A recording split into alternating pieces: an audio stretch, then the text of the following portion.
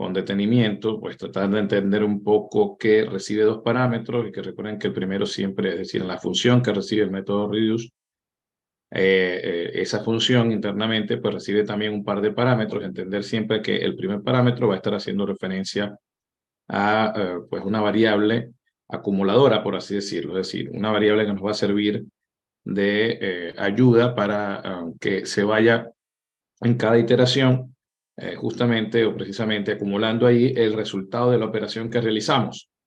Y recuerden que el segundo parámetro va a estar haciendo referencia siempre al elemento sobre el cual se está iterando dentro de este arreglo. En este caso el arreglo se llama carrito. Y el producto hace referencia, recuerden que esto se puede llamar de cualquier manera, pero siempre la primera va a estar acumulando y la segunda va a estar haciendo referencia. El segundo parámetro va a estar haciendo referencia al elemento sobre el cual se está iterando. Entonces, eso nos va a permitir que después de cada operación, ese resultado se vaya acumulando y tengamos a la final un solo resultado. Por eso se llama reduce. Básicamente es reducir esa función. Esto es cuestión de ponerlo en práctica. Les recuerdo que siempre tenemos a disposición lo que es la documentación. Siempre les recomiendo mucho la de MDN porque me parece que es de las mejores. En este caso, bueno, ahí están varios ejemplos de lo que sería este método reduce. Ya lo habíamos visto también en la clase pasada. Entonces aprovecho para recordarlo porque sé que suele generar mucha confusión este método.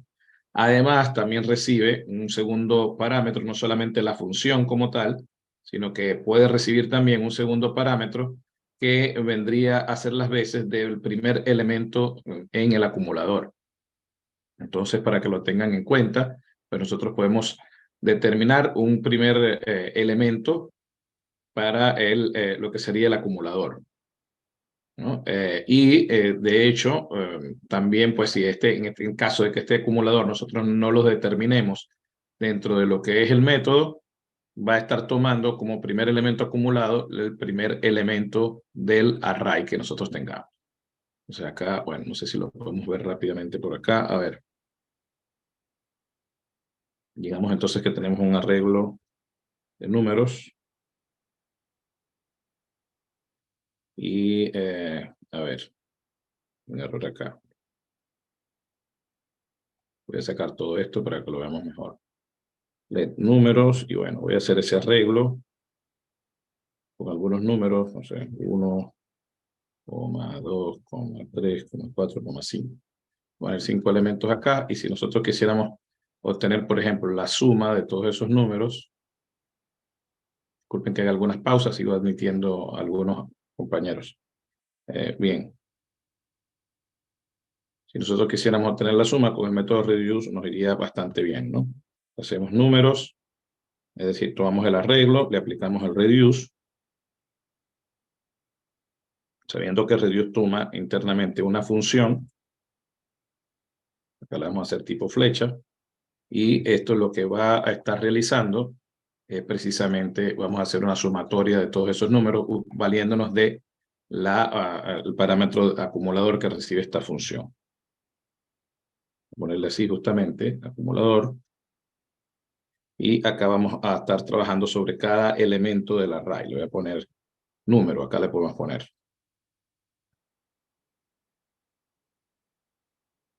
Entonces les recuerdo, este va a estar haciendo las veces de acumulador, este de acá va a estar pues tomando cada valor del array en cada iteración. Entonces, bueno, ¿qué es lo que nosotros queremos obtener acá? La sumatoria pues de todos esos elementos. Para realizar entonces la sumatoria de esos elementos, vamos a trabajar sobre cada número, pues lo vamos a sumar con el acumulador. Acá en este caso, fíjense que yo estoy pasando nada más la función. Acá yo estoy pasando solamente la función, no estoy pasando el segundo parámetro para darle algún elemento pues de inicio al acumulador. Entonces acá lo que va a hacer el acumulador va a tomar este elemento como primer componente, es decir, como primer elemento que forma parte de lo que sería este acumulador. Entonces acá voy a decirle justamente que sume el acumulador, lo que tenga el acumulador, se lo sume con el número sobre el cual está iterando. Recuerdo entonces, acá esto lo que va a estar haciendo es justamente tomando lo que tenga el acumulador, que en este en este caso particular va a tomar este elemento y número va a ser entonces, en esta primera iteración, de esta forma va a ser este elemento de acá. Entonces, esto lo que nos va a hacer es pues, retornar a la final la suma de todos esos elementos. Recuerden que va a sacar esa operación. Sigo admitiendo acá a algunos compañeros. Vamos a tener entonces esta operación en esta primera iteración. Y una vez que se dé ese resultado, se va a colocar como el nuevo valor de la variable acumulador. Eso es lo que vamos a tener ahí. Una vez que tenemos esto, bueno, procedemos entonces, va a venir nuevamente, número va a tomar ahora este valor y se va a sumar, en este caso, con lo que guardamos en el acumulador, que fue la suma de estos dos primeros números. Una vez que se sume, entonces itera, va a tomar este con lo que se acumuló y así sucesivamente. Eso es lo que va a hacer reduce. Reduce al final nos va a entregar entonces lo que sería, vamos a ver, let sumatoria, le voy a poner acá, para después poderlo verificar.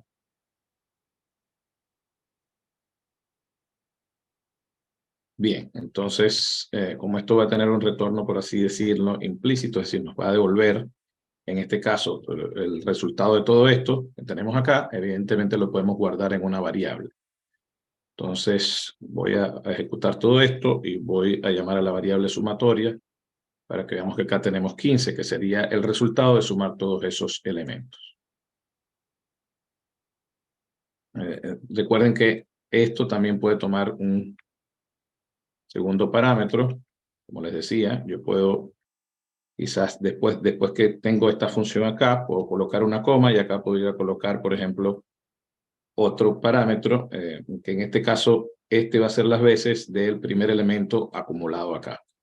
Entonces ya en la primera iteración se sumaría este 15 con este número 1 que vemos acá. Esta es la otra variante, por así decirlo, de lo que sería este método reduce. Si nosotros hacemos esto ahora sumatoria, evidentemente va a tener este número 30, porque iniciamos con algo acumulado acá. Un poco para que veamos este método que suele generar mucha confusión por la plasticidad que tiene, ¿no? De generar acá. Incluso hay muchos que colocan en este término un array vacío o algún objeto y lo van llenando de acuerdo a la operación que realizan desde acá. Entonces, eso para tenerlo en cuenta. Algún otro método que había quedado pendiente por ver era el método SOR, verlo a más detalle, pues también nos permite realizar algún tipo de ordenamiento. Básicamente, pues el SOR nos va a servir para ordenar nuestros elementos. También tiene mucha plasticidad, por eso suele causar ciertas confusiones por algunos detalles que tenemos que tener en cuenta. De hecho, si vamos a la documentación también de MDN, voy a abrirla por acá para dejar esa consola abierta y poder verlo. Voy a buscar acá el método SOR en JavaScript. Bueno, acá lo vemos. Voy a abrirlo rápidamente. Básicamente ordena los elementos del arreglo y devuelve un arreglo ordenado. Hay que estar siempre pendiente de qué nos devuelve cada método. La ordenación no es necesariamente estable porque recuerden que el modo de ordenación por defecto responde a la posición del valor del string de acuerdo a lo que es el código Unicode. Para tratar de entender un poco esto, fíjense que justamente por acá nos colocan algunos casos en donde se intenta, por ejemplo, ordenar esto y fíjense que acá queda el 1 y uno pudiera pensar que después va a tomar el número 2, pero fíjense que acá está tomando justamente lo que sería el número 10 como segundo término a la hora de ordenar y eso lo hace precisamente basado en lo que es el Unicode. Vamos a ver un poco de qué se trata eso, fíjense. Acabo de ir de vuelta a la consola para que podamos verlo. Permítame que cierre acá y agrande un poco esto. Vamos a verlo desde acá. Voy a limpiar esto. Bien, digamos que tenemos igual un arreglo de números. Voy a declarar otro arreglo de números. El otro, bueno, estaba totalmente ordenado, así que voy a declarar otro. Es decir, números. Posiblemente tenga que reiniciar esto. A ver, aquí voy a... acá voy a hacer algunos números desordenados. Voy a colocar 5, 7, 3, el 6 lo voy a colocar acá. Voy a colocar un 2 ahora. 4. y un 1.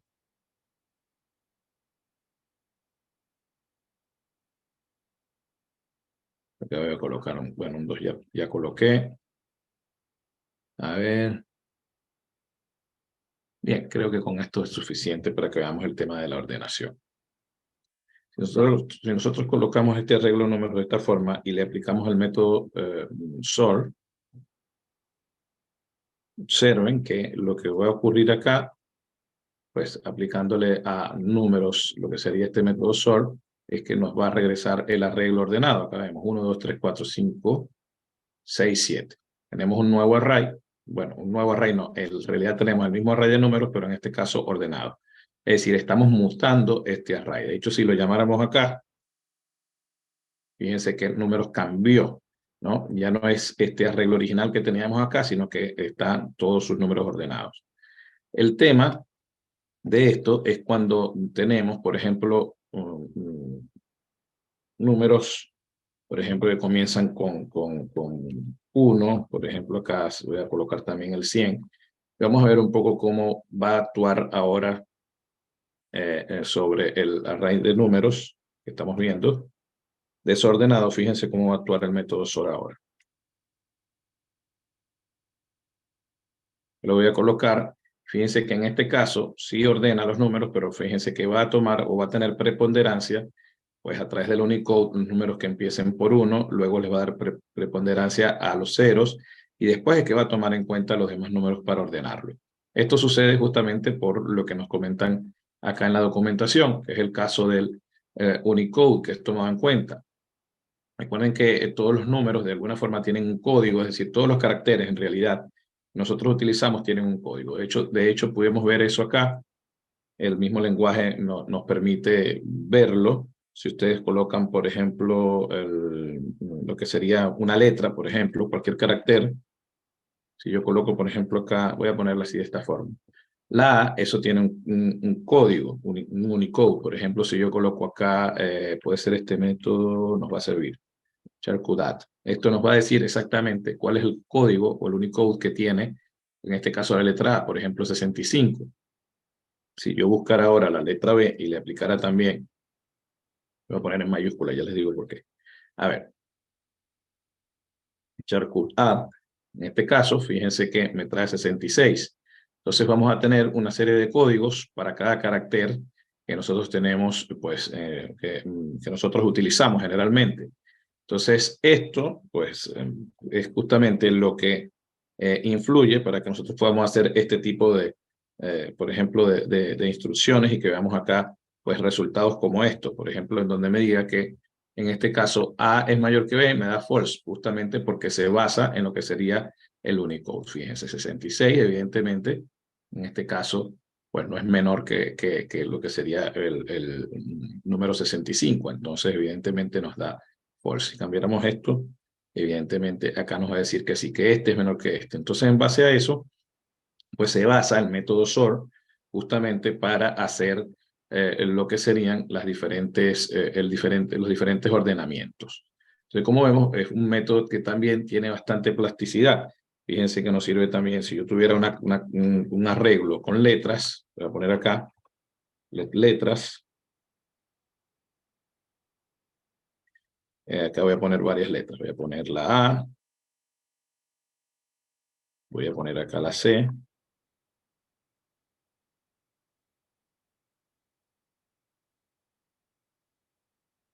voy a poner la B, voy a poner todas desordenadas. A ver, voy a poner acá una F y acá voy a poner una D. Bien, voy a aplicarle entonces a letras lo que sería el método SOR. Y bueno, una vez hecho esto, fíjense que nos devuelve este arreglo ahora, letras, de manera ordenada. A, B, C, D, E, ¿no? Y por último la F, como debería ser. Evidentemente, esto tiene también sus otras deficiencias, por así decirlo, porque fíjense que si yo colocar acá está en minúscula, si colocar acá está en minúscula, por ejemplo, o alguna otra de estas Por ejemplo, la C la voy a colocar también en minúscula. Fíjense que si yo aplico ahora el método SOR acá, le da preponderancia a lo que son los caracteres que están en mayúsculas. Y esto sucede también por el tema del Unicode. Entonces hay que tener en cuenta eso a la hora de ordenar.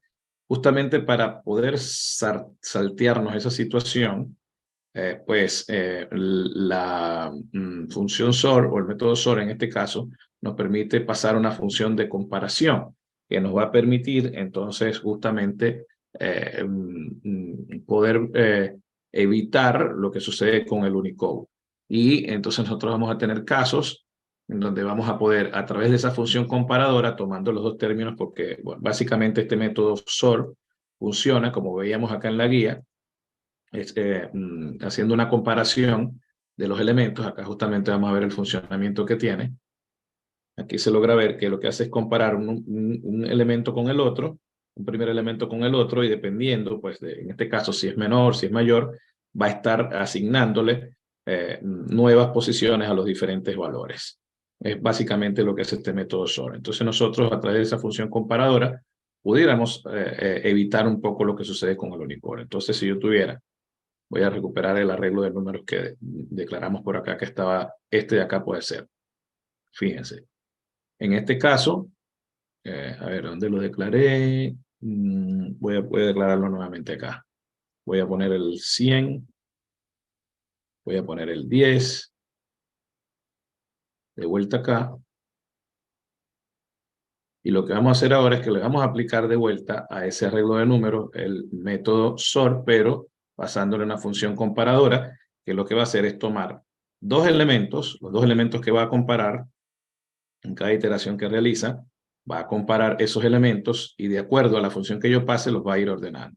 Entonces acá él puede recibir una función comparadora, como vemos ahí, compare function, y nosotros acá lo que vamos a hacer es justamente pasar dos parámetros, parámetro A y el parámetro B, que van a hacer referencia básicamente a los dos elementos que se van a ir evaluando en cada iteración. Primero va a ser esta, va a evaluar estos dos términos, después va a evaluar estos dos términos, después va a evaluar estos dos términos, y en cada vuelta, pues el primer término será A y en la otra vuelta el segundo término será B. Y lo que le vamos a decir entonces acá es justamente que tome eso y realice lo que sería la resta de esos elementos. Y acá básicamente lo que va a ocurrir, creo que me falta un paréntesis, no, ahí está bien. Sí, acá estamos bien. Bien, entonces lo que va a ocurrir es que en cada iteración va a estar restando el primer elemento con el segundo elemento y de acuerdo al resultado nos va a estar ordenando los elementos. ¿Cómo lo va a hacer? Va a decir 5 menos 7, en este caso sería la comparación que hace. Entonces, 5 menos 7 le va a dar un menos 2 y al tener pues justamente ese número negativo en este caso se va a dar cuenta justamente que este elemento es menor que este de acá. Entonces va a dejarlo tal como está. Después decir 7 menos 3 le va a dar en este caso 7 menos 3 le va a dar 4 positivo. Al saber que es un número positivo acá, el resultado va a trasladar entonces este 3 hasta acá y este 7 lo va a trasladar para acá. Y así va a estar realizando esta operación de manera iterativa hasta ordenar cada uno de los elementos. Entonces, si nosotros ahora aplicáramos esto, vamos a ver que ahora nos hemos salteado el tema del Unicode. Vamos a tener los elementos ordenados según la lógica de cronología ascendente, por así decirlo. Entonces, tendríamos este resultado y así pasaría también para algún otro programa que nosotros queramos realizar, pues pasar algún tipo de función que nos permita tener un mayor control de lo que es el método SOR. Recuerden que el método SOR va a estar modificando o alterando o mutando, como también se le dice, el arreglo original. Ya recuerden que ahora si yo llamo a números, voy a tener entonces estos elementos tal cual así como lo hemos ordenado. Si quiero mantener mi arreglo original y que me devuelva un arreglo ordenado, pero no altere el arreglo original, justamente ahora en el mes de julio se va a estar agregando el lenguaje lo que es el método toSorted. Acá lo vamos a ver.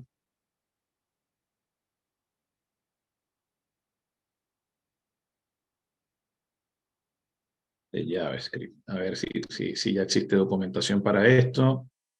A ver, SOR, por acá creo que MDN ya tiene documentación porque va a estar reciente a, acá está, este toSorted que vemos acá.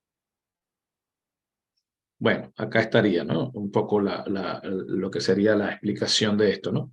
Básicamente tiene las mismas propiedades, trabaja de igual manera que el método SOR, como lo vimos, pero en este caso no va a mutar el arreglo original. El arreglo se va a quedar pues tal cual. De hecho, ya creo que en Google lo podemos trabajar, lo podemos utilizar. De hecho, vamos a verlo acá de vuelta. Voy a volver a declarar este arreglo y en vez de aplicarle el método SOR, le voy a aplicar entonces acá lo que sería sorted. Ahí justamente está. Acá lo podemos ver. Fíjense que va a realizar la misma actividad sobre el arreglo números. Voy a poner aquí let números ordenados.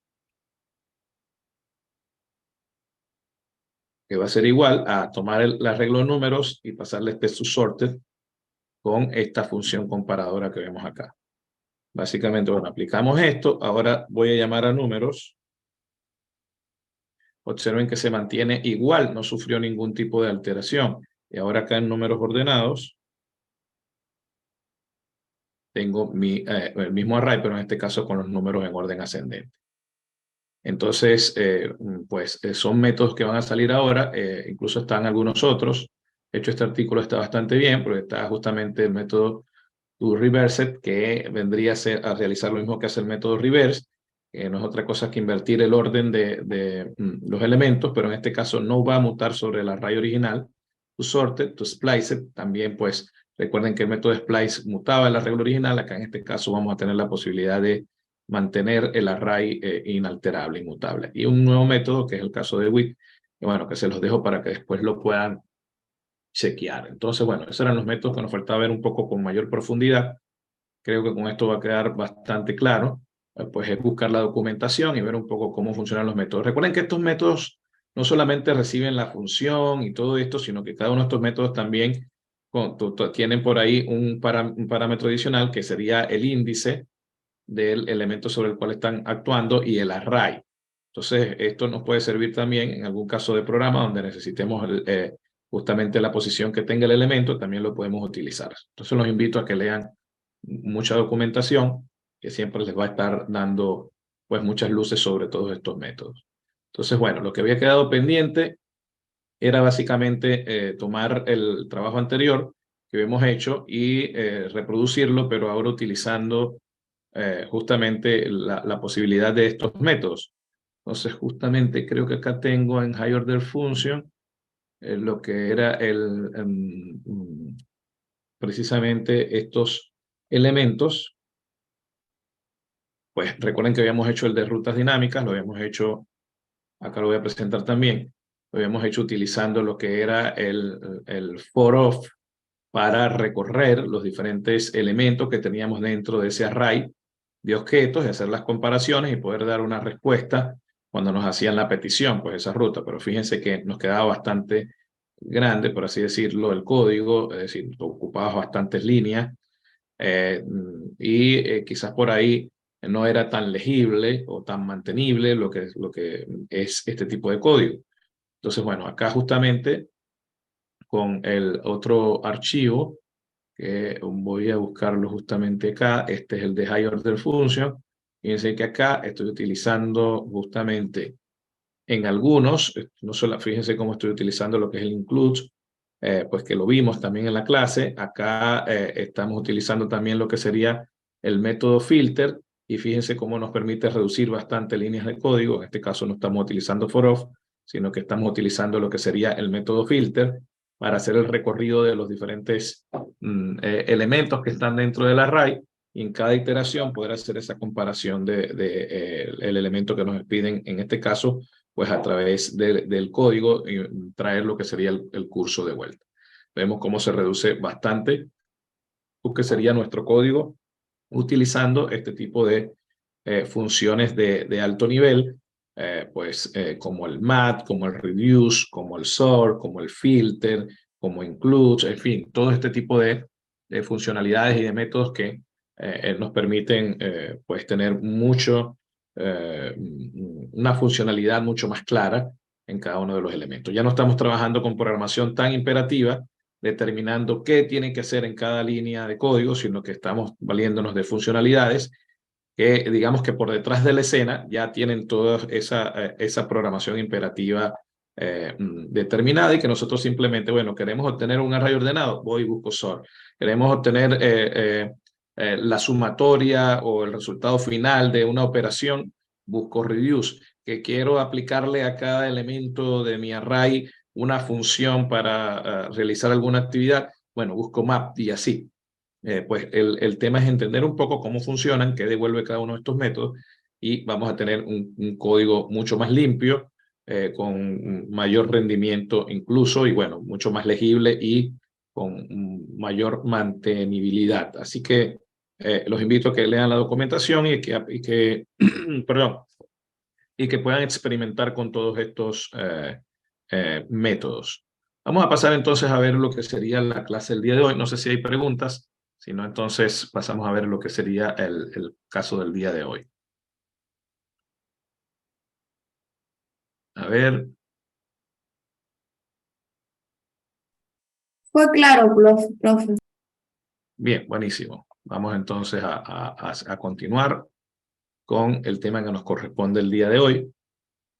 Vamos a trabajar entonces con la guía de la clase número 8. Ya la voy a colocar acá para que la podamos tener.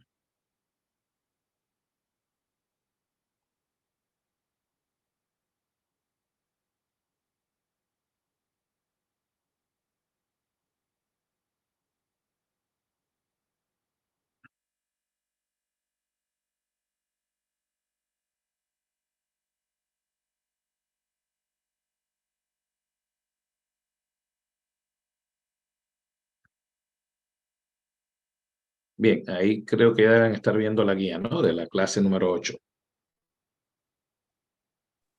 Sí, profe. Buenísimo. Vamos entonces a ver el material que nos corresponde para el día de hoy.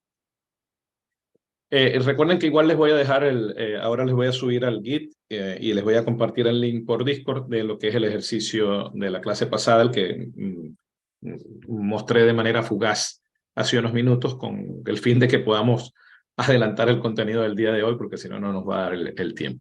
Entonces, bien, yo se los voy a compartir y así ustedes lo pueden analizar, ver un poco cómo trabajé con el método filter cada una de las iteraciones.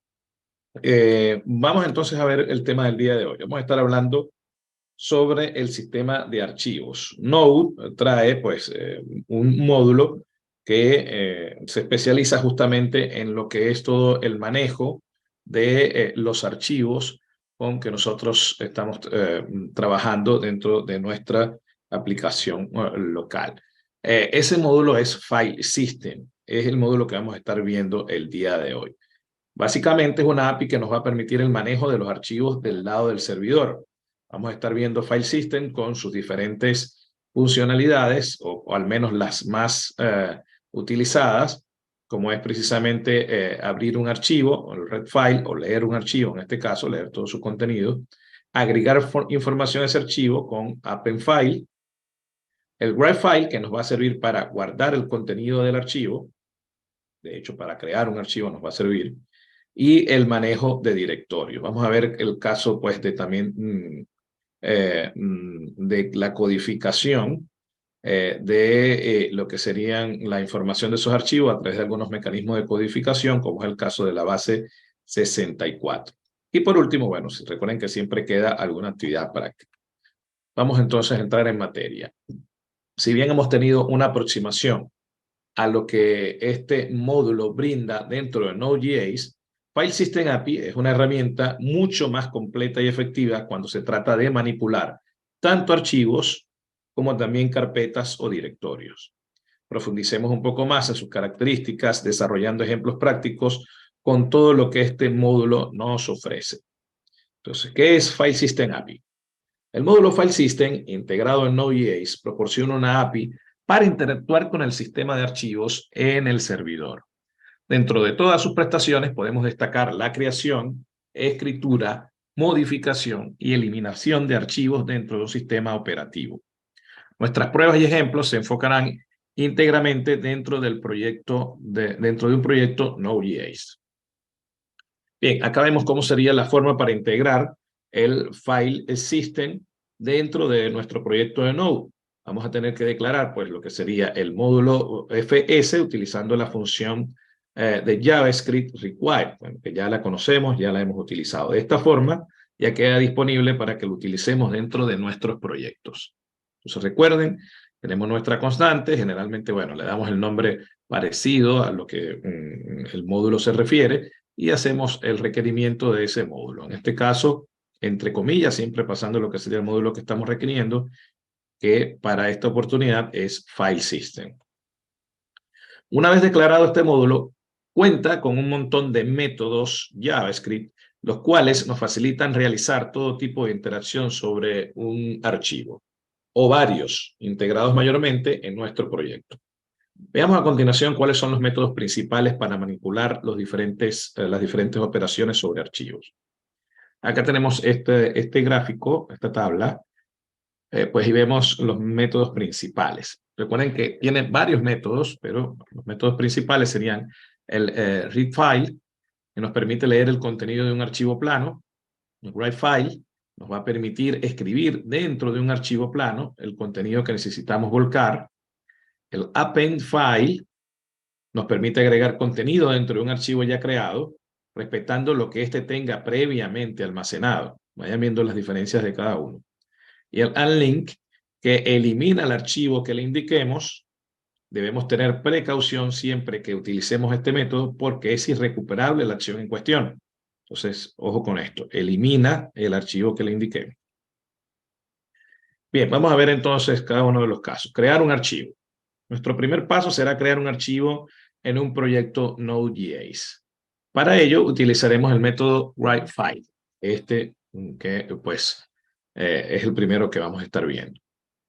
Este cuenta con una serie de parámetros donde podemos definir el nombre del archivo a crear, el texto que debemos incluir en el mismo. Vamos a ver entonces un poco cómo sería. Acá está justamente este snippet y podemos ver que se hace el require del módulo file system y luego podemos acceder a cada uno de sus métodos, llamando justamente a esta variable que está conteniendo lo que sería todo el objeto con los diferentes métodos, llamamos a este método writeFile. Luego, por parámetros, fíjense que el primer elemento que recibe sería el nombre del archivo que queremos crear. En este caso están creando mi archivo.txt. Y tenemos un segundo parámetro que sería el contenido de ese archivo. Por último, tenemos una función que maneja pues, lo que sería el estado de esta acción que estamos realizando. En este caso, nos va a manejar lo que sería si se presenta algún tipo de error. Recuerden que todos estos métodos que estamos viendo acá son métodos asíncronos que requieren por ahí quizás de algún tipo de tiempo, de procesamiento, en fin, que puede tardar o puede ocurrir algún tipo de situación durante la ejecución de esa acción y se puede generar algún tipo de error. Entonces, para eso justamente manejamos esta función que nos va a permitir hacer la administración de esos errores, es decir, el manejo de esos errores. Entonces, el primero de ellos corresponde al nombre del archivo a crear. El segundo, al texto que queremos agregar. El tercero corresponde al callback, esta función que controla el éxito de la operación o el posible error. Vamos a continuar.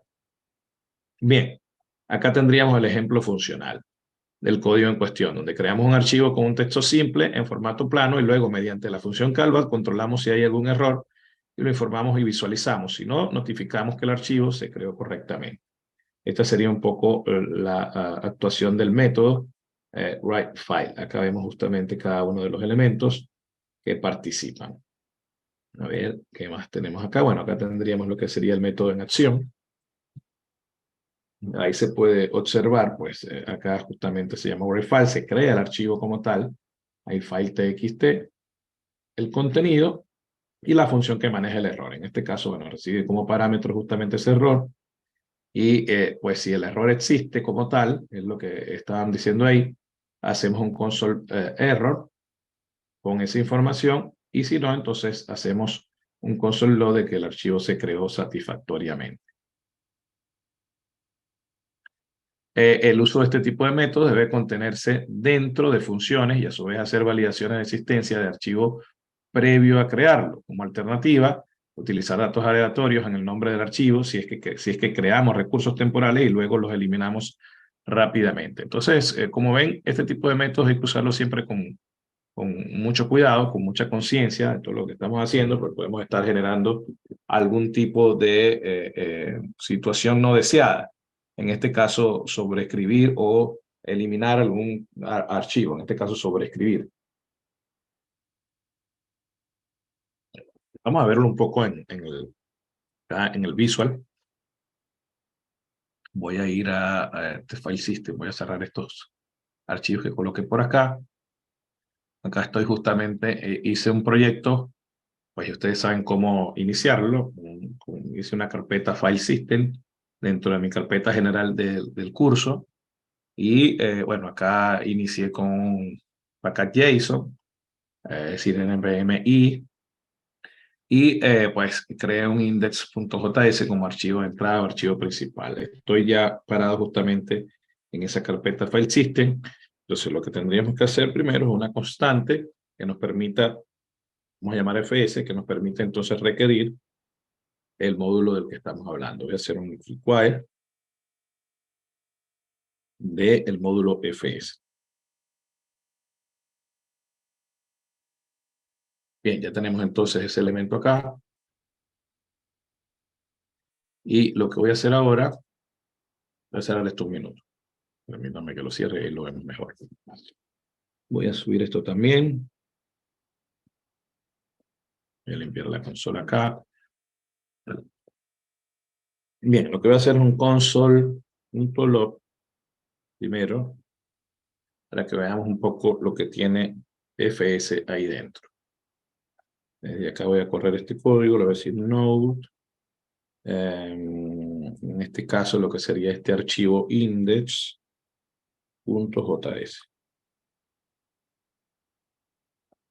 Y acá podemos ver un poco lo que tiene dentro este método. Fíjense, ahí se logran ver este módulo fs. Ahí se logran ver un poco los diferentes elementos que contiene, lo que sería el append sync.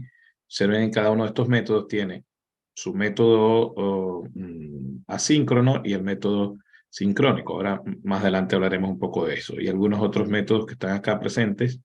Evidentemente vamos a trabajar sobre los más utilizados. Fíjense, por acá están métodos de creación también, que ya los veremos también más adelante. Por acá está el readfile. Vemos también su versión síncrona y así para cada uno de estos métodos.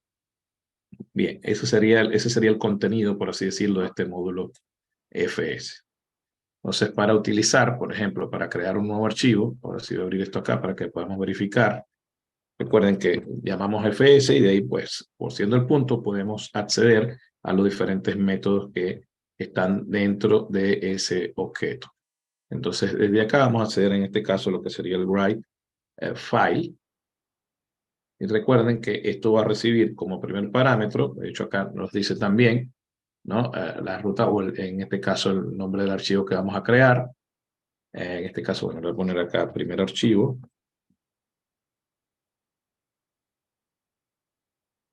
Como segundo parámetro recibe pues el contenido. Voy a colocar acá hola, no sé, o primer archivo, vamos a ponerle acá primer archivo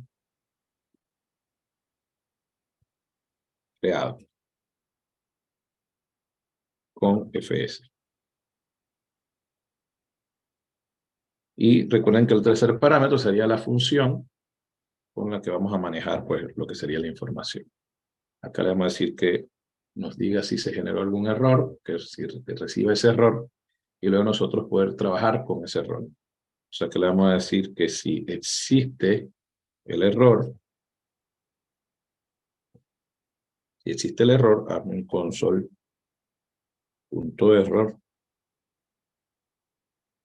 y me dice cuál fue el error justamente. Profesor, una consulta. ¿Es necesario Sí, poner la extensión txt en el archivo? sí es necesario, tal cual. Porque generalmente cuando creamos un archivo, todos tienen algún tipo de extensión. Si vamos a crear, en este caso, un archivo de texto plano, justamente tendríamos que crear acá .txt. Bárbaro, gracias. Generalmente cuando creamos archivos acá en Visual Studio Code y no le damos una extensión, generalmente lo toma como un archivo de texto. No, generalmente cuando creamos algún archivo acá y no le ponemos, de hecho, acá lo voy a hacer directamente por acá. Si yo creo acá un archivo, le voy a poner así justamente, archivo. Y lo dejo así, generalmente ese archivo generalmente se crea como un archivo de texto. Pero para evitarnos ese tipo de situaciones, de depender de todo esto, acá lo voy a eliminar. Para depender de todo es preferible que nosotros pongamos acá de una vez la extensión. Así que está buena la pregunta, está buena la acotación. Entonces, bien, una vez creado acá lo que sería el archivo, bueno, manejamos también lo que sería el caso positivo. Acá le podemos decir console punto log. Y acá decimos, bueno, el archivo se creó correctamente.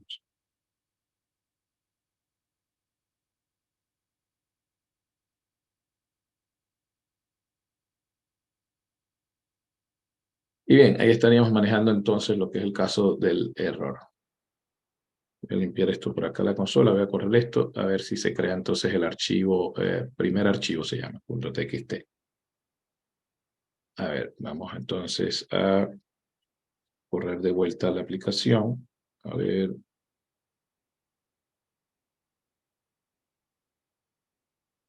Limpiar esto de vuelta acá. Bien. Y le digo entonces a Node que nos corra, claro, no se ve bien por que tengo todos los elementos. A ver si cierra un poco más esto y ahí lo podemos verificar mejor. No, bueno, ya no cierra más.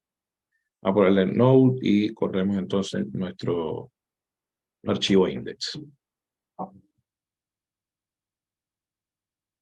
Bueno, acá nos dice el archivo se creó correctamente y podemos verificar acá en nuestra carpeta File System que tenemos lo que sería este primer archivo, que es de texto en este caso. Y vemos el contenido que habíamos agregado, primer archivo creado con FS. Aquí estaría entonces lo que sería ese elemento. Bien.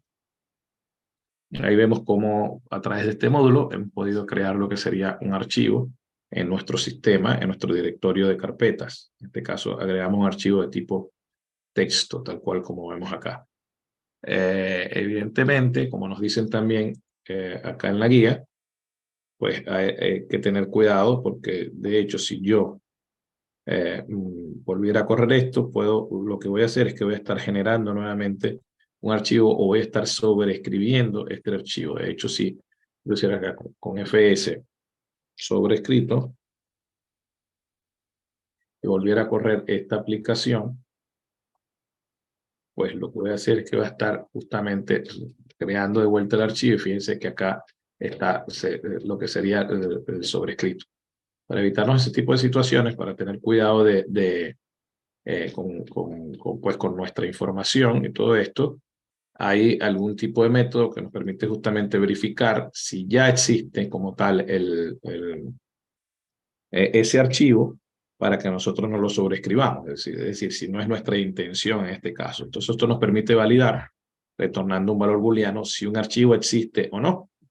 Aquí está un ejemplo simple de cómo implementarlo en una función con retorno para luego crearlo o no. Justamente colocan una función que se llama FileExist, recibe justamente el nombre de un archivo, tiene una constante existe que lo que hace es utilizar justamente el método exist_sync, este método es síncrono, y este método en este caso va a recibir el nombre que pasan por parámetro del archivo, en este caso le colocan el trim para evitar algún tipo de situación con los espacios, y retorna en este caso pues lo que sería la evaluación que realiza de esta variable, si dio true o dio false, evidentemente. Si da true es porque el archivo existe, si da false el archivo no existe. Entonces, en base a eso, pues acá en una función ya más elaborada, justamente pues evalúan si el archivo existe o no, y si ese archivo en este caso existe, pues le va a estar lanzando lo que sería este console error, diciendo que el archivo existe, y si no, entonces sí realiza toda la operación de escribir el archivo, tomando lo que sería el nombre del archivo, el contenido, que ya se lo habían pasado en esta nueva función acá, y los elementos que ya conocemos, la función que maneja, en este caso, el error o la satisfacción, pues, de que se dio con completa, sin ningún tipo de errores. Entonces, hay que ponerle un poco de atención siempre a todo eso, como les digo, tener mucho cuidado. Vamos a ver un poco lo que devuelve el método exist. Vamos a colocar por acá justamente, no sé, alguna variable let existe, así lo vemos un poco también. Y utilizamos entonces de file system, vamos a utilizar lo que sería ese método exist sync. Recuerden que esto recibe por acá lo que sería el nombre del archivo. Vamos a preguntarle si existe el archivo primer archivo acá. Primer archivo .txt. Entonces, él nos va a devolver un valor booleano. Vamos entonces a comprobarlo acá en esta variable. Voy a colocar console.log.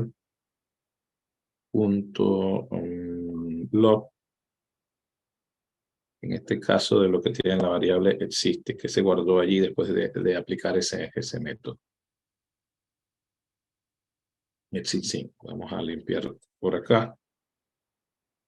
Corremos de vuelta y ustedes ven que aquí me dice true. Es decir, me está diciendo que este archivo existe. Si yo quitara, por ejemplo, por acá el txt, y así lo comprobamos también, corro de vuelta esto y me dice false, porque justamente no lo comprende como que fuera el archivo este completo. Y dice, este no existe. El que existe es el .txt.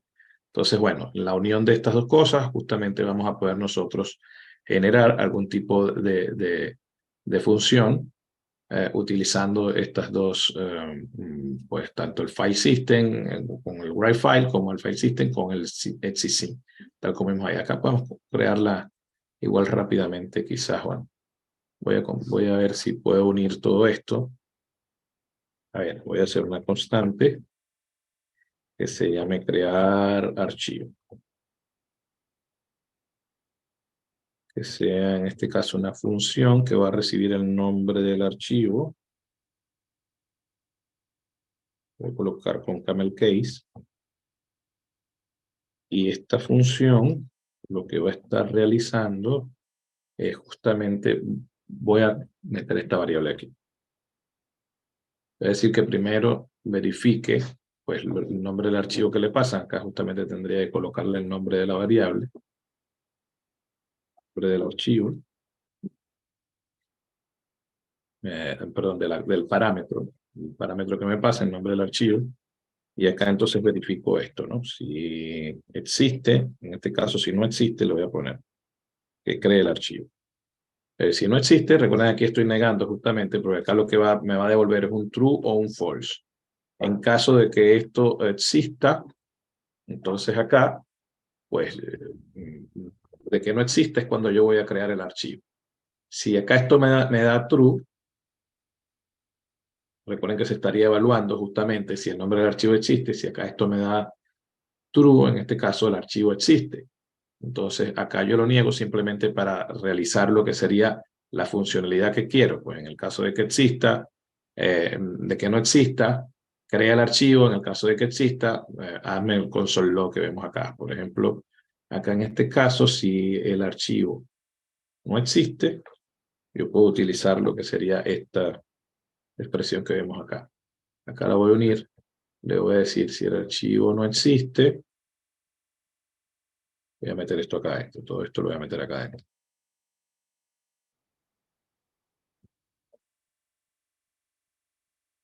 Si el archivo no existe, ocurre esto, entonces se crea pues lo que sería, acá tendría a lo mejor que cambiar el nombre del archivo para colocarlo acá. Acá, bueno, sería lo que voy a colocar y el error y el manejo del error. Y por último, bueno, justamente tendríamos que evaluar el tema de si el archivo existe. Entonces acá pudiera colocar un console.log de el archivo existe.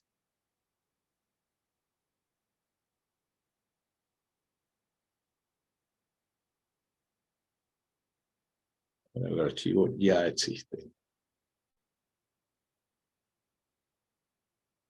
Les recordemos, esto nos estaría regresando un true o false, como ya vimos hace rato en la consola. Entonces, si acá entra esto, evidentemente, pues nos va a decir si el archivo, en este caso, es true, y yo lo niego acá, sería false, por lo tanto, esto no se va a generar, y entonces vamos a ir directamente a esta expresión que dice console log, el archivo ya existe. En caso de que esto acá nos genere un false, es decir, que la variable existe, nos genere acá, después de aplicar este método, nos genere un false. Si yo acá, en este caso, lo niego, o sea, claro, me está diciendo que no existe, pero yo lo niego para que entre acá y entonces sí me genere el archivo. En este caso acá pasaríamos lo que sería, en vez de primer archivo directamente acá, pasaríamos lo que sería el nombre del archivo por acá, que sería este parámetro, nombre de archivo. Eso es lo único que tendríamos que cambiar acá. O podemos dárselo directamente ahí. Vemos acá lo que sería nombre de archivo, nuestra variable. Y estaríamos generando entonces justamente el archivo. Vamos a ver qué ocurriría en este caso. Voy a limpiar acá esto, voy a correr esto.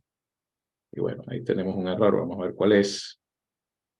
Acá nos dice existe is not defined. Vamos a ver, esto creo que se quedó de acá afuera. Sí. Vamos a dejarlo, vamos a borrar esto de acá. Este es el error que tenemos. Y recuerden que los errores siempre nos van a ayudar, siempre son nuestros amigos, no nuestros enemigos. Vamos a ver qué ocurrió aquí. Aquí, a ver, no sé si generamos de vuelta el archivo, vamos a ponerle algo diferente de lo que podamos ver. Voy a poner otro archivo, le voy a poner acá.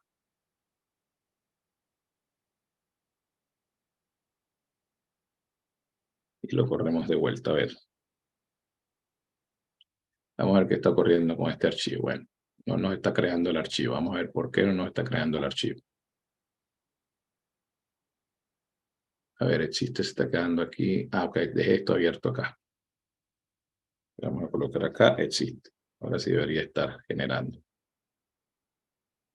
Son errores que a veces no nos informan ahí, pero nosotros tenemos que estar pendientes también de revisarlo. A ver. Igual no estamos generando el archivo. A ver, ¿qué está ocurriendo? Profe, perdón, le falta el Sí, llamado a la adelante. función, creo. Ah, sí, tal cual. Bueno, buenísimo. Menos mal que tengo gente que está siempre ahí pendiente. A ver, crear archivo. Y bueno, hacemos el llamado a la función crear archivo y le pasamos el nombre del archivo. A ver, vamos a pasarle primer archivo .txt.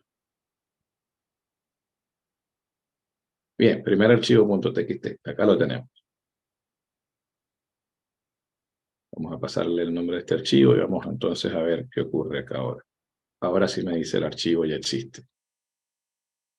Generemos uno que no exista. A ver. Vamos a ponerle otro archivo. A ver.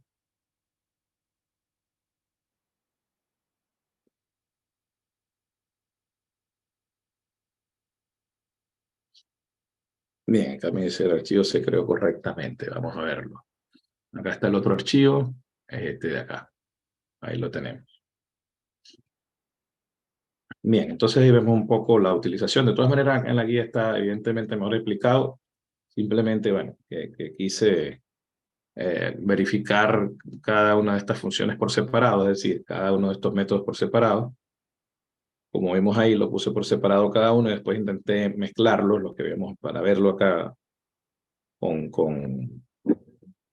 digamos que con mayor detalle cada uno de ellos, cómo funciona o qué nos trae de vuelta y bueno, un poco la integración de todo eso.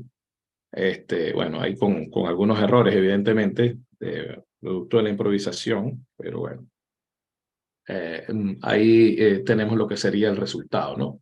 Esto lo que nos va a hacer es darnos mayor seguridad, mayor control a la hora de nosotros generar nuestros archivos, pues evitar sobreescribir información, evitar pues por ahí quizás perder algún tipo de información que tengamos en algún archivo.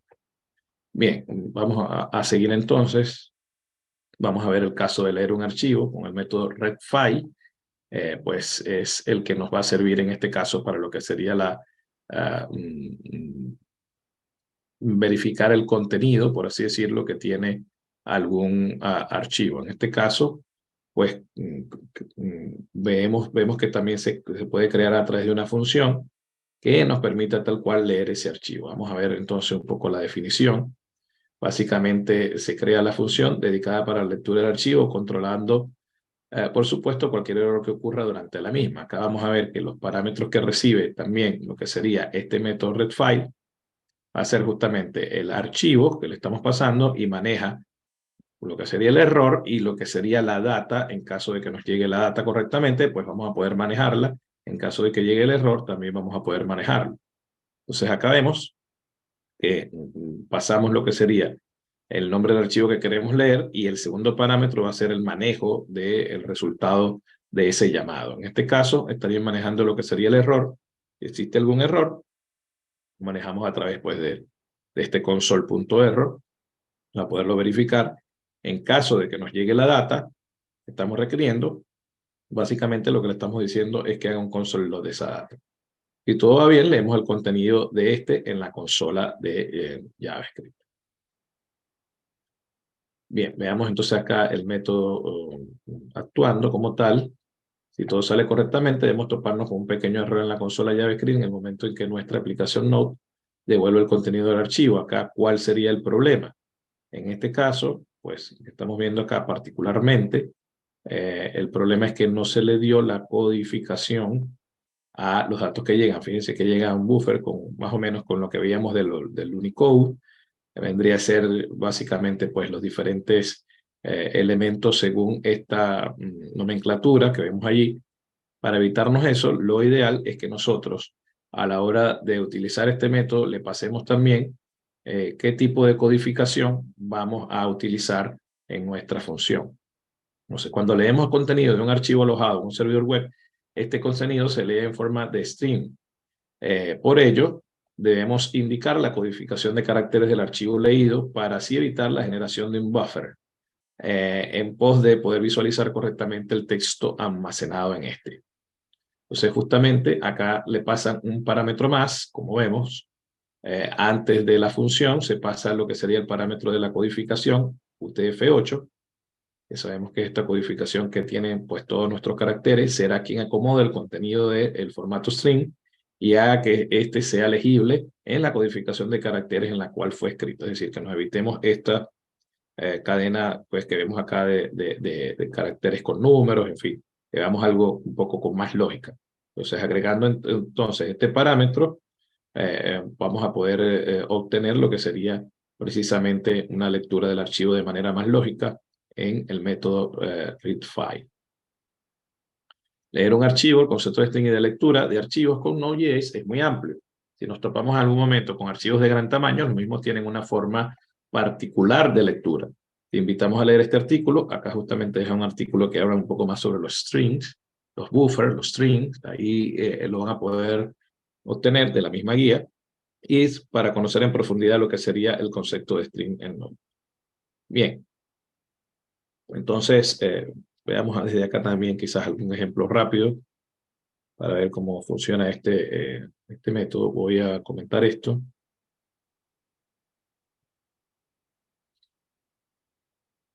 Y utilicemos entonces lo que sería el FS, utilicemos el readFile. Entonces ya vemos que podemos leer algún tipo de archivo, tenemos que pasar al archivo que queremos leer. Podemos utilizar acá quizás lo que ya hemos hecho. Primer archivo le voy a poner acá. No nos olvidemos entonces de pasar entre comillas lo que sería en este caso, la codificación. Y por último, hacemos el manejo de bien sea el error o la data.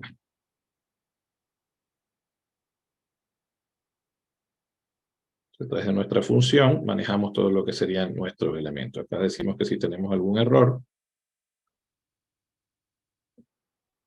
pues justamente nos lo informe con console.error. que nos muestre justamente cuál fue el error que llegó, y si no, entonces que nos presente la data. Vamos a hacer un console.log de la data, es decir, de los elementos que están dentro de ese archivo. Entonces, bueno, acá nos estaría faltando justamente el txt, que da el nombre completo con la extensión, y vemos lo que va a ocurrir acá. Vamos a ver. Acá justamente me trae lo que tiene ese elemento ahí dentro. Primer archivo creado con file system sobrescrito, que es el contenido de este archivo. Ahí nos lo está leyendo el contenido. Si yo hubiese pasado esto como lo puse al principio, acá nos va a mandar seguramente el error. Acá vemos, bueno, que tenemos un error y nos informa un poco en la ruta, nos informa un poco, pues, las diferentes elementos de ese error. Entonces, bueno, recuerden que esto yo lo estoy haciendo así por la rapidez, pero lo ideal es que lo coloquemos dentro de una función. Voy a comentar esto. Es que lo coloquemos dentro de una función y corramos la función tal cual como advertía nuestro compañero hace unos minutos. Ese es el caso de leer el archivo. Aquí tenemos lo que sería escribir el contenido de un archivo. Vamos a ver entonces lo que sería para escribir el contenido de un archivo. En el contenido de un archivo podemos utilizar pues lo que sería el append file, que nos va a dar la posibilidad de agregar contenido de forma parcial dentro de un archivo ya creado. Para ello entonces utilizamos este método append file. Veamos un poco más cómo se maneja lo que sería este método, perdón. Como todos los métodos de File System, API es simple de utilizar. Recibe como primer parámetro el nombre del archivo. Como segundo parámetro, el contenido. Y finalmente, como tercer parámetro, una función callback, la cual maneja el error o notifica sobre la operación exitosa. Acá podemos ver este snippet que nos da toda la información. Acá tenemos lo que es el File System, .append file. Lo primero que recibe es el nombre del archivo, donde vamos a escribir, donde vamos a agregar contenido en este caso. Luego el contenido que vamos a agregar y después lo que sería la función que maneja el error o nos puede indicar también si la operación fue exitosa. En este caso, bueno, ahí vamos a ver también un poco esto dentro del contexto de una función en donde en este caso están definiendo lo que sería el nombre del archivo y el contenido que van a agregar. Esto se lo pasan por parámetro a la hora de llamar a la función. Luego tenemos entonces aquí una constante archivo que básicamente lo que va a hacer es transformar o normalizar, por así decirlo, el nombre del archivo acá, se guarda en esta variable. Luego tenemos lo que sería el texto, que en este caso va a ser el contenido que nos pasen. En este caso también, pues, normalizado para evitar algún tipo de situación con los espacios en ese string. Y luego, entonces, se aplica lo que sería el append file sobre el archivo que nos están pasando, que ya transformamos, que ya operamos, y el texto, que en este caso va a ser el contenido que pasamos durante la función. Por último, tenemos lo que sería el manejo del error, en caso de existir, de darse algún tipo de situación que lo genere, y pues en caso de que la operación haya sido correcta, vamos a tener lo que sería este mensaje. Ahí vemos entonces un poco lo que ocurriría. Luego, en una variable, acá estarían definiendo el contenido en formato texto para realizar una prueba simple. Finalmente invocamos a nuestra función agregar contenido y luego verificamos que el contenido se haya agregado correctamente en el archivo en cuestión. Básicamente lo que hacen es, antes de llamar a la función, hacen una variable con lo que sería el texto que van a agregar y luego lo pasan como parámetro de esta función. O sea, es algo que ya conocemos, que bueno, que sabemos que es posible realizar. Esto quizás para trabajarlo con mayor, con mayor control. Entonces, ejecutada nuestra aplicación hoy, ya podemos validar a continuación el archivo txt, pues creado en el mismo que el archivo txt creado contiene el texto agregado en la función. Fíjense, acá estarían justamente sumándole algo más de texto a lo que sería ese archivo creado.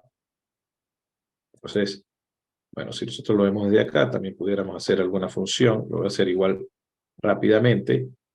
Pues simplemente voy a hacer fs.append file. Voy a llamar a un archivo de los que creamos voy a ponerle otro archivo. Acá lo voy a pasar entre comillas, lo que sería otro archivo .txt. Ahí es donde quiero pasar un nuevo contenido. Acá colocamos justamente lo que sería ese contenido. Voy a poner acá contenido agregado.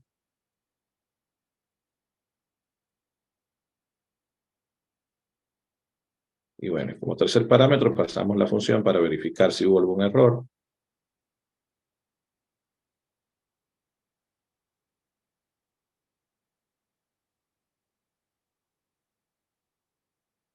Y bueno, lo de siempre, verificamos entonces si existe el error.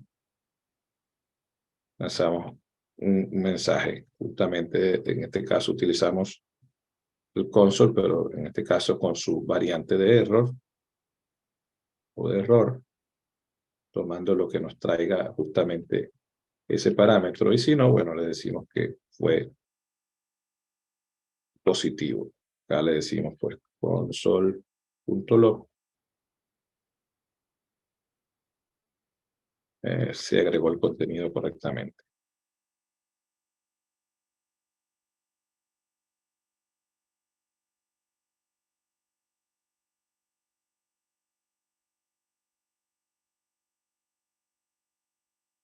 Bien, entonces vamos a correr esto. Voy a hacer esto acá. Se agregó el contenido correctamente. Verifiquemos que así haya sido. Acá está. Otro archivo creado con FS, contenido agregado, dice. Ahí lo podemos ver entonces. El contenido que se agregó, evidentemente se pega acá. Bueno, quizás si hacemos un espacio acá en este contenido que estamos agregando, a lo mejor no vamos a tener ese error. Ahí lo verificamos. Ahora fíjense que queda el espacio cuando agregamos más contenido. Bien, y en caso de tener algún error, pues si no consigue el archivo o le estoy pasando mal la información, deberíamos tener ese error. Lo voy a pasar de vuelta y a ver, nos dice si se agregó. Bueno, creo que no nos está dando el error. A ver, lo genero de vuelta. Dice que se agregó aquí, esto de hecho está mal acá.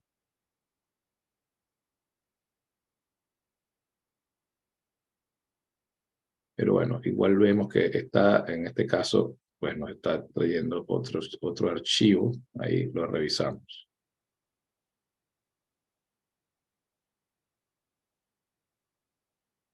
Bueno, está generando como un nuevo archivo. Esto, bueno, porque no estoy haciendo un error como tal. No, Falta pero el porque le TXT faltó en el nombre del archivo. sí, eso pero mismo. quiero justamente lo puse para tratar de generar algún tipo de error. ¿No? Lo quité justamente para tratar de generar algún tipo de error con esto. Acá, bueno, evidentemente nos va a correr porque va a conseguir el otro archivo TXT y va a agregar nuevamente contenido, ¿no?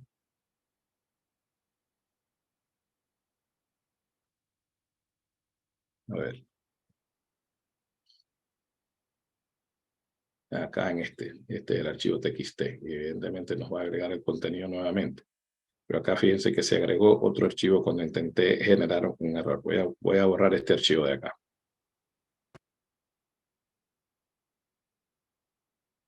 A ver si teníamos algún tipo de error. Bueno, ahora veo cómo genero algún tipo de error que me pueda justamente lanzar lo que sería esta función de acá, esta parte del if. Y lo vemos. Pero bueno, vemos que funciona en este caso, pues agregar lo que sería el contenido a un archivo ya existente. En este caso, con Append-File lo vamos a poder lograr. Voy a comentar esto y vamos a ver el siguiente método que nos falta. A ver. Disculpen ustedes. A ver.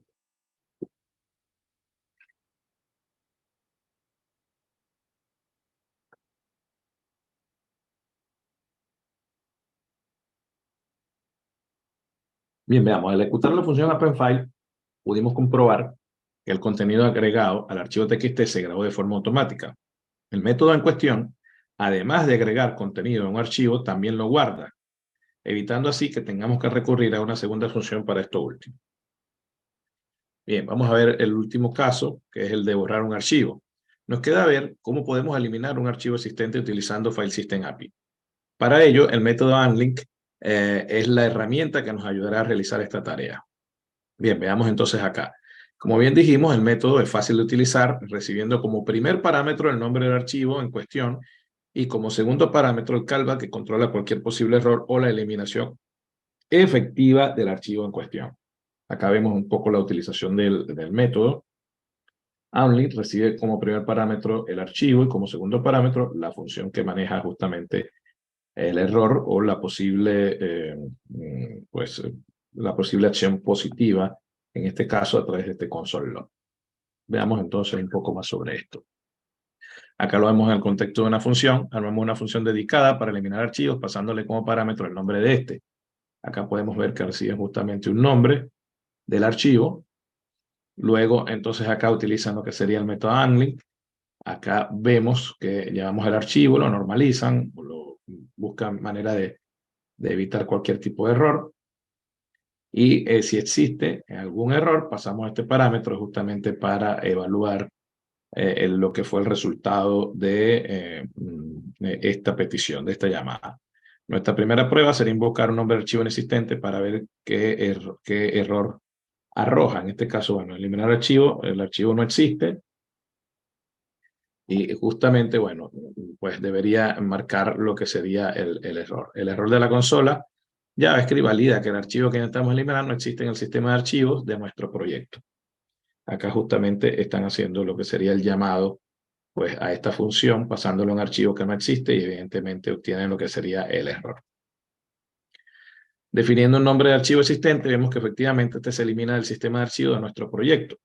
Cuando corren la función acá, el archivo myFileText va a desaparecer. En este caso, al correr, pues lo que sería este llamado, fíjense. Se pasa el nombre del archivo y una vez que se corre, pues lo que sería este programa, vemos cómo desaparece el archivo en cuestión. Bien, veamos acá también rápidamente, desde acá si podemos lograrlo nosotros también. Puede ser también directo desde acá con File System. Y vamos entonces a borrar el archivo con onlink. Recuerden que pasamos primero lo que sería el nombre del archivo. Vamos a borrar otro archivo. .txt. Acá le pasamos entonces como segundo parámetro lo que sería la función que maneja pues toda la información. En este caso, bueno, el primer parámetro y único por este momento va a ser lo que sería el error. En caso de que tengamos ese error, entonces desde acá manejamos o lanzamos lo que sería el console.error,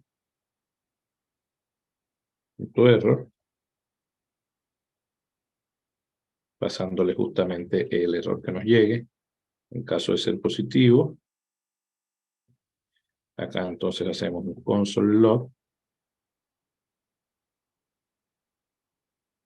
de que el archivo se eliminó correctamente.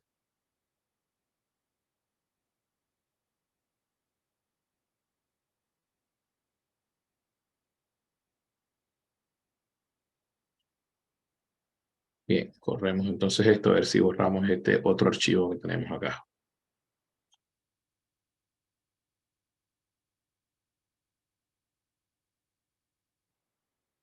Bien, nos dice el archivo se eliminó correctamente. Observemos acá en el directorio que ya este archivo, otro archivo ya no existe. De hecho, fíjense cómo se tacha acá, se coloca en rojo. Entonces, bueno, ya recuerden que esta acción es irreversible, ya no podemos recuperar ese archivo. En caso de que yo le pase justamente ahora esto, veamos si nos genera algún tipo de error. Voy a correr esto de vuelta acá. Ya que el archivo no existe, me dice justamente que se generó un error. Estoy intentando borrar un archivo que no existe, que no está ahí presente. Bien. Entonces, este sería el caso del unlink.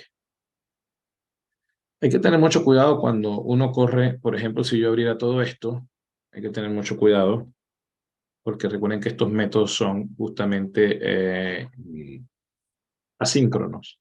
Entonces, quizás uno piensa que se va a generar en este orden, que se va a crear primero el archivo, después, bueno, va a pasar esto de leer el archivo, después el append, después el onlink, y resulta que como cada uno de estos métodos va a tener una cantidad de tiempo o un procesamiento específico, lo que puede llegar a ocurrir es que a lo mejor se corra primero esto de borrar el archivo. Entonces, si nosotros queremos leer un archivo, a lo mejor ya no existe, ya no está allí. Eso puede generarnos algún tipo de error.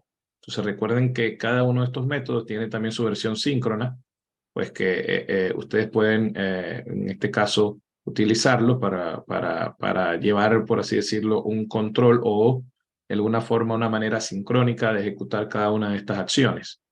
Entonces, eso es algo que hay que tener en cuenta. Evidentemente, no siempre vamos a querer que funcione de esa forma. El tema es que, de acuerdo al programa que vayamos a realizar, estaría bueno por ahí ver si necesitamos que se corra de manera síncrona esto o saber utilizar pues, los tiempos, trabajar quizás con algún tipo de promesas, con assign away, en fin, algún tipo de elemento que nos permita tener un control de cómo se va generando el flujo en nuestro programa, el flujo de desarrollo de nuestro programa, para evitarnos algún tipo de inconveniente. De hecho, si corriéramos esto así, por ahí a lo mejor se va a generar algún tipo. Si yo ahora mismo, desde acá, no, lo voy a hacer acá improvisando, pero a lo mejor acá vamos a tener algún tipo de situaciones, ¿no? En cuanto a esto. Fíjense que estaría bueno por ahí observar qué ocurrió acá, ¿no? Acá arranca y me dice el archivo ya existe. Por aquí me dice el archivo se eliminó correctamente. Fíjense, lo primero que hizo acá fue eliminar el archivo. ¿No? Eliminar un archivo. El archivo se creó correctamente, después se agregó el contenido del archivo. Fíjense cómo yo justo la última que coloqué acá, por así decirlo, es la primera que se está ejecutando. Entonces, a tener mucho cuidado con esto, ¿no? Simplemente se los digo para que lo tomen en consideración. Como son métodos asíncronos, nosotros no sabemos exactamente qué tiempo se va a tomar cada una. Puede ser que uno de estos elementos se corra primero que otro que quizás hemos colocado como el primer elemento. Fíjense que acá primero se elimina un archivo, después se crea. Es decir, evidentemente esto acá es algo que estoy haciendo improvisado, no lo tengo pues tal cual para que lo podamos observar según un archivo que tengamos acá, en fin. Pero para que vean los tiempos en que se tomó cada uno, lo que realizó más rápido fue justamente eliminar un archivo. Si yo hubiese querido leer ese mismo archivo, que ya sé que ya no está acá, pero si yo lo hubiese querido leer ese archivo, quizás pues no lo iba a conseguir y me iba a generar algún tipo de error, ¿no? Porque eliminé el archivo antes de que se pudiera realizar. Si queremos mantener alguna secuencia, recuerden, les repito, existen los métodos sincrónicos de cada uno de estos elementos, ¿no? Para el read file, para el de crear archivo, el write file, para el de eliminar un archivo y para el append child. Todos tienen sus métodos síncronos que los vimos ahí cuando hicimos el console log. Entonces, a tener en consideración todo esto. Vamos a seguir con nuestra guía, ya vamos a hacer el receso dentro de unos minutos. De hecho, bueno, vamos a hacerlo ahora en este mismo instante y vamos a volver a las 10:30 para continuar con el resto de la guía, que sería básicamente la implementación un poco de lo que es el file system y la parte de codificación que todavía nos falta. Entonces, bueno, voy a dejar de compartirles y volvemos entonces para ver el resto de la información a las 10:30.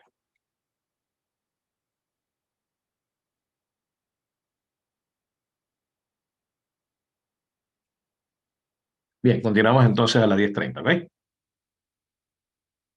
Ok.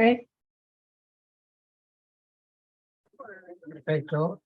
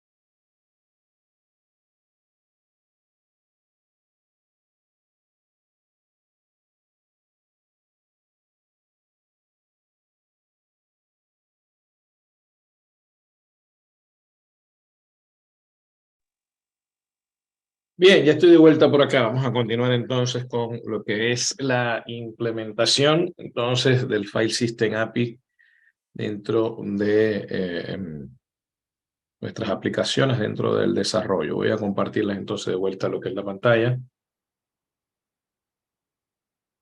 Vamos a continuar entonces, bien, con lo que sería la siguiente parte, que es la implementación del File System. Como podemos ver, File System API en Node.js es muy útil para realizar tareas de administración de archivos y directorios en aplicaciones backend.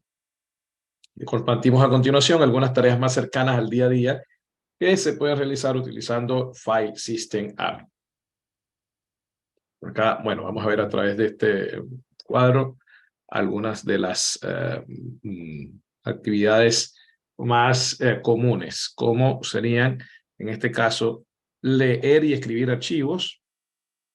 Ya vimos un poco, pues, cómo hacerlo: leer archivos existentes, escribir nuevos archivos en el sistema de archivos del servidor, borrar archivos, eliminar archivos existentes del sistema de archivos del servidor, gestionar directorios y archivos, crear nuevos directorios, leer y enumerar el contenido de este, eliminar los existentes, también copiar y mover archivos, eso también forma parte de las funcionalidades. Así que bueno, la documentación también está. De un lugar a otro, es decir, podemos mover un archivo de un lugar a otro en el sistema de archivos del servidor. La manipulación de archivos temporales, crear y manipular archivos temporales que se utilizan para almacenar datos temporales, por ejemplo, durante el procesamiento de una solicitud.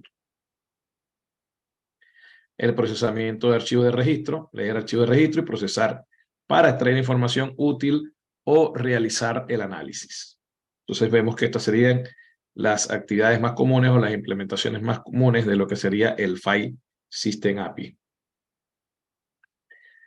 También cuando una aplicación frontend dispone de un formulario de llenado de información y adjuntar archivos, esto se sube al servidor web utilizando una tecnología denominada Stream, de la que ya hemos hablado y que justamente por acá está un artículo que hace mención a todo esto, un artículo de Medium. Bien, entonces vemos que, bueno, se combina todo esto con el File System API para escribir los archivos en cuestión del lado del servidor. Aquí vemos lo que sería esta serie de archivos y vemos cómo se utiliza lo que sería, pues, esta tecnología justamente para codificar, para pues realizar algún tipo de procesamiento y poder escribirlas en el servidor. Si bien para esto último debes utilizar tecnologías como Busboy o Multer, el uso del File System API sigue siendo requerido para el diálogo con el sistema operativo y gestión del contenido de archivos y carpetas. Y en File System API en Node.js es muy útil en aplicaciones backend para todo tipo de tareas de administración de archivos y directorios, lo que permite que una aplicación interactúe con el sistema de archivos del servidor para leer, escribir, eliminar y manipular archivos y directorios. Bien, veamos el caso del manejo de directorios. Pues, ¿y cómo estructuramos un cúmulo de archivos generados con File System? El mismo módulo File System nos permite trabajar con carpetas o directorios del servidor. Como vimos al inicio de esta presentación, existen métodos que nos permiten crear, leer y actualizar directorios, como también eliminarlos. Veamos entonces cuáles son y cómo se implementan. Acá tenemos también una serie de métodos que están disponibles dentro de File System, como es el caso de mkdir, que crea un nuevo directorio dentro de la ruta de nuestro proyecto. El readdir, que realiza una lectura del contenido especificado. Como respuesta, nos devuelve un array de nombres del archivo y directorios. El rename, que cambia el nombre del directorio especificado como parámetro. El rmdir, que básicamente elimina el nombre de un directorio del sistema de archivos del servidor. Y el procesamiento de archivos de registro, leer archivos de registro y procesarlos para extraer información útil o realizar el análisis. Muchos de estos métodos respetan el nombre de los comandos dentro de los File System tipo Linux o Mac. Si tienes experiencia en los mismos, serán fáciles de recordar. Si no, aprender estos métodos te ayudará mucho a luego poder manejar esta estructura de directorios sin problemas. Entonces, bueno, como vemos, sí, son generalmente, estos son los nombres de algunos de los comandos que utilizamos dentro de lo que es Linux o Mac para justamente trabajar con directorios con los diferentes elementos que tenemos dentro de nuestro proyecto.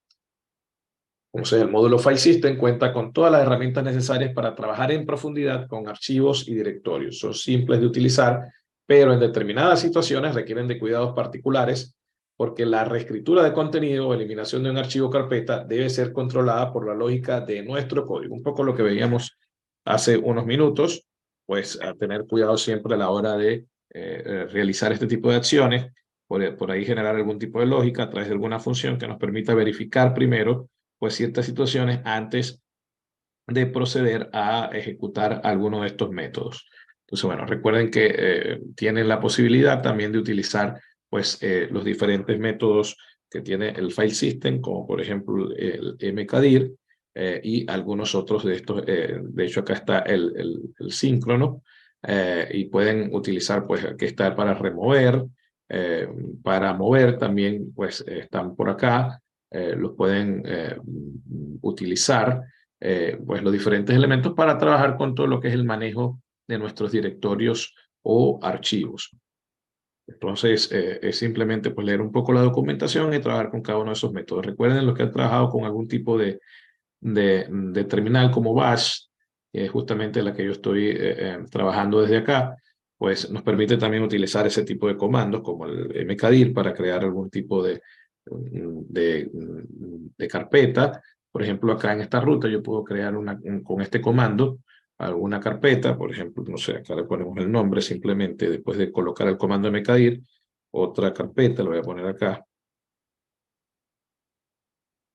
Y si corro ese comando, bueno, dentro de esta ruta ya nosotros tendríamos lo que sería esta otra carpeta creada acá. Y así, bueno, hay comandos para crear archivos, comandos para remover archivos, para cambiar de nombre, en fin, tenemos muchas opciones, ¿no? Igual los tendríamos disponibles dentro de lo que es el file system, que podemos ver acá. Pues les repito que vamos a tener lo que sería, por ejemplo, el mkdir y algunos otros, que no es más que hacer un directorio, make directory, es lo que significa ese mkdir, y algunos otros comandos, pues algunos otros elementos dentro del mismo módulo que nos van a servir para realizar todo el manejo de nuestros archivos, bien sea cambiar, eliminar, en fin, ahí vamos a poder ver algunas otras opciones. Bien, para continuar entonces con lo que es la guía y que nos da tiempo a ver el final, voy a proseguir desde acá, viendo lo que serían los mecanismos de codificación. En este caso, pues los mecanismos de codificación suelen utilizarse para tomar una porción de texto legible por cualquier persona y convertir dicha cadena de caracteres en lo que se conoce como una cadena codificada. A diferencia de la encriptación, la cual utiliza mecanismos de codificación más complejos, la codificación de cadenas de texto es algo más fácil de manejar, aunque no convierte los datos codificados en información 100% segura, ¿ok? Si bien obtenemos una codificación, no estamos pues obteniendo lo que sería una forma, algún tipo de manejo de seguridad de esa data, pues como funcionaría en el caso de la encriptación.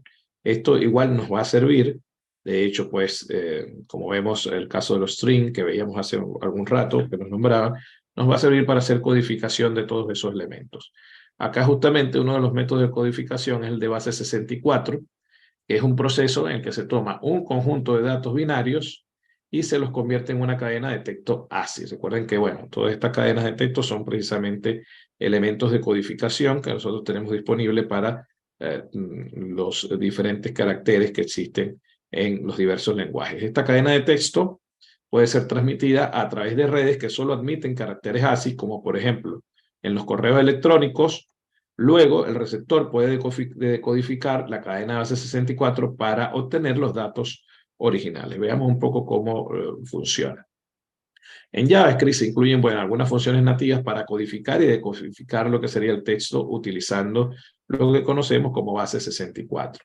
Que sería la función que vemos acá, BTO que, bueno, BTOA, como dice acá, se utilizan para codificar una cadena de texto de base 64.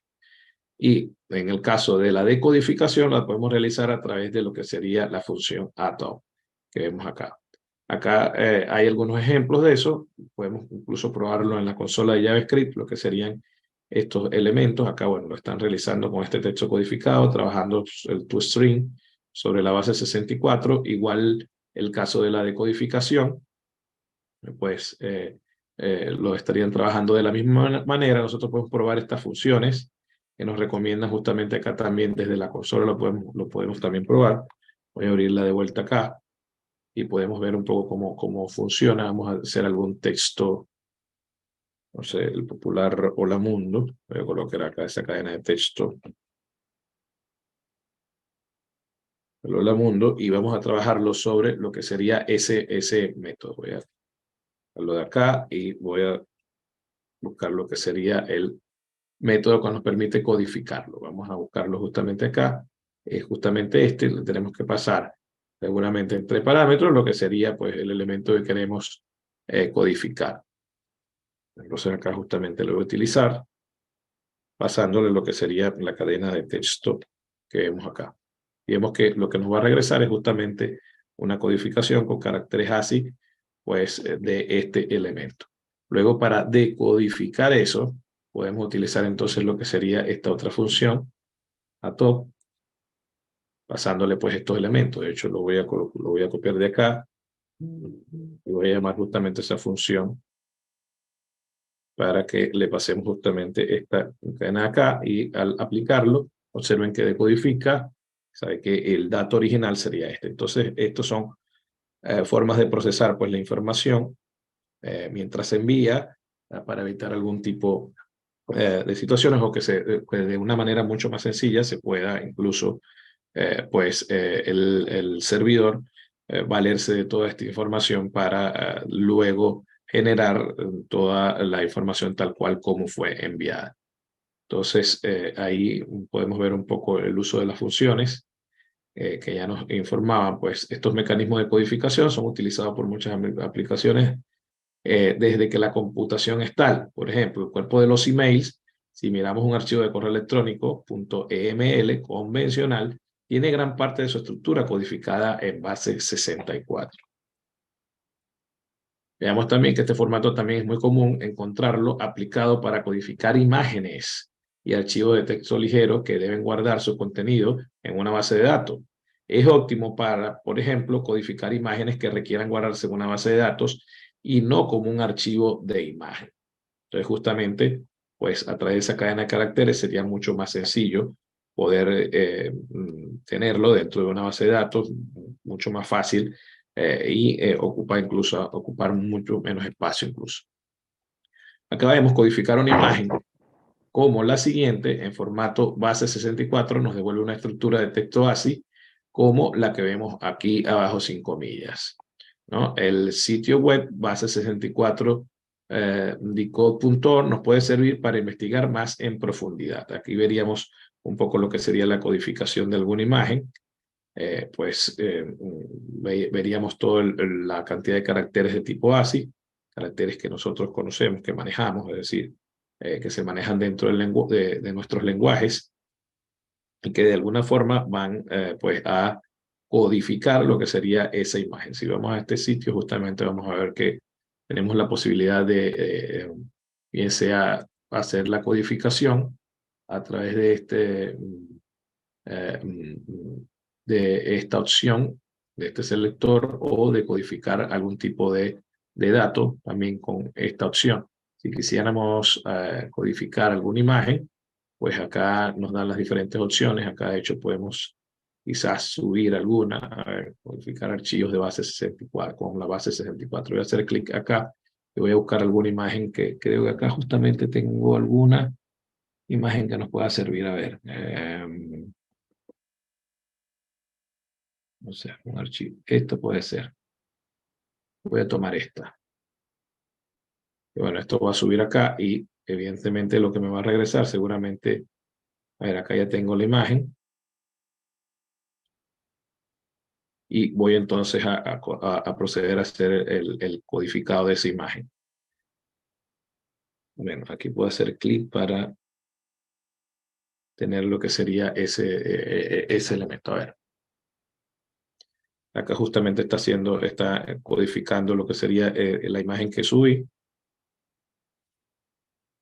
Voy a intentar abrir este código, para que lo podamos ver.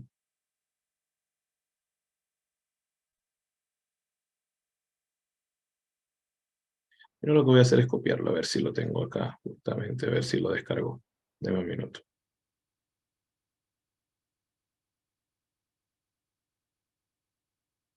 Voy a abrir esto con el Visual Studio Code para que lo veamos ahí en Visual Studio Code. A ver.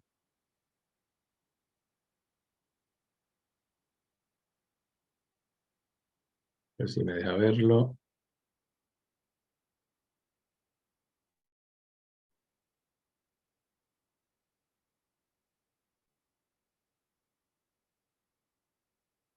Bien, acá está abriendo justamente.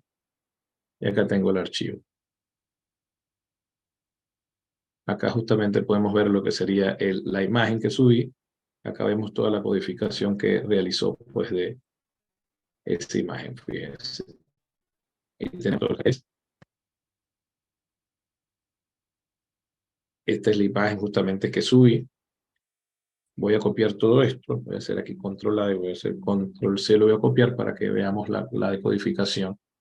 Entonces, esta sería la imagen que subí codificada con base 64. Vamos a pedirle que la decodifique ahora. Voy a utilizar entonces ahora esta opción. Y en el caso de las imágenes, a ver. Sí, utilizaríamos esta.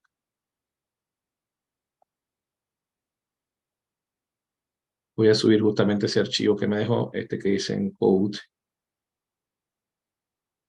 Y una vez que, bueno, ya lo ha cargado, lo verifico, acá está justamente el archivo que codifiqué. Creo que me sale la fecha y todo. A ver. No, me da el código. Bien, voy a decodificar eso. Ahí está haciendo el trabajo y voy entonces ahora a hacer clic acá para ver, justamente acá me va a dar la decodificación de ese archivo. Voy a hacer clic acá a ver si nos abre entonces desde acá.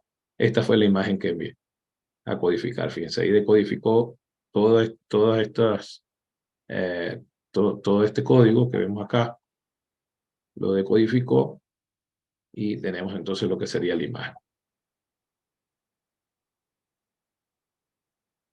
Entonces, bien, ahí vemos un poco, bueno, que esto justamente, como nos dicen acá, sirve para evitar, pues, ¿no? O de alguna forma manejar información de tipo sensible a la hora de transmitirla. Quizás, pues, transmitimos lo que sería toda esta cadena de codificación. Evidentemente, esto no es 100% seguro, pero nos da ciertas ventajas, ¿no? A la hora de tener que guardar cierta información en la base en alguna base de datos, en fin, vamos a poder realizarlo a través de esta forma, a través de esta opción, pues el servidor va a tener un manejo, un procesamiento quizás con mayor eficiencia de lo que serían pues los diferentes elementos que tenemos. Bien, vamos a ver entonces la parte de la práctica. ¿De qué se trata la práctica para esta clase? Acá dice el proyecto construido en las prácticas de la clase anterior. Debemos sumarle el archivo con una estructura JSON que nos compartirá la profe. Bueno, acá vamos a ver cuál va a ser el archivo. Ahora lo voy a buscar para podérselo pasar. Se los voy a pasar a través de Discord para que lo puedan tener. Algún archivo que tenga alguna estructura JSON para que se pueda leer a través del file system. Acá básicamente nos dice que entregaremos ese archivo con los setpoints que creamos la clase anterior. Los mismos eran productos ID y productos nombre. Y esas eran las diferentes rutas dinámicas que íbamos a tener. Bien. Y luego, a ver, disculpen que pasé acá a la siguiente diapositiva. Este archivo con extensión .json debe ser leído utilizando el módulo File System API. Luego, su contenido debe ser convertido en un array de objetos JavaScript. Ya hemos visto por ahí que tenemos formas de hacer esto, de convertir elementos JSON a lo que sería objetos de JavaScript. Y almacenarlo pues, en una variable. Finalmente, integrarás la lógica necesaria en los 3 setpoints creados para poder listar todos los objetos del array, devolver un objeto buscando el mismo por su propiedad ID, devolver uno o más objetos filtrados, los mismos por su propiedad nombre. Puede recibir parte del nombre. Ya habíamos visto un poco todo esto. pues simplemente que ahora el archivo principal, pues lo vamos a leer a través del módulo File System. Es decir, vamos a integrar lo que sería este módulo para poder hacer lectura de los diferentes elementos que nos llegan dentro del array.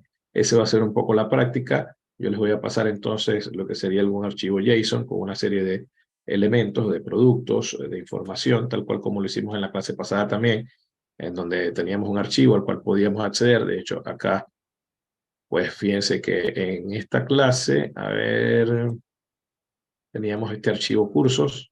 Voy a pasar un archivo de tipo JSON. En esta oportunidad este era pues un arreglo con objetos. Vamos a pasar en esta oportunidad un archivo de tipo JSON. Y lo que va a hacer este index es que debe leer justamente, puede acceder a la información de ese archivo que pasemos para generar las diferentes rutas, pues leyendo lo que sería ese contenido que viene desde ese archivo.